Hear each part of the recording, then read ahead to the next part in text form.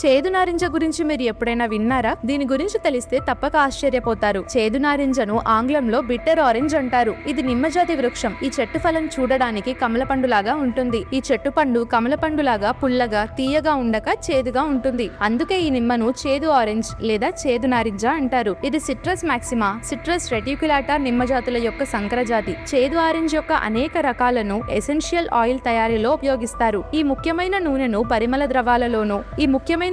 పరిమళ ద్రవ్యాలలోను రుచుల కొరకు కలిపే ద్రవాలలోనూ ఉపయోగిస్తారు. చేదు నారింజను మూలికా వైద్యంలో కూడా ఉపయోగిస్తారు. బాగా ఆకలి అవ్వడానికి, ఉత్తేజంగా ఉండటానికి అనేక పనుల కొరకు దీనిని ఉపయోగిస్తారు. ఎక్కువగా బరువు ఉన్నవారు దీని ఔషధాలను ఉపయోగించి బరువు తగ్గవచ్చు. ఈ ఔషధాలను ఎక్కువగా ఉపయోగించడం వల్ల ఆకలి మందగిస్తుందని, అందువలన ఈ చేదు నారింజతో తయారయ్యే ఔషధాల వాడకాన్ని తగ్గించాలని కొందరు వాదిస్తారు. వీడియో ఇన్ఫర్మేటివ్ గా అనిపిస్తే మీ ఫ్రెండ్స్ అండ్ ఫ్యామిలీ మెంబర్స్ తో షేర్ చేయండి. అలాగే ఇలాంటి మరిన్ని ఇన్ఫర్మేటివ్ వీడియోస్ కోసం మన ఛానల్ ని ఫాలో అవ్వండి.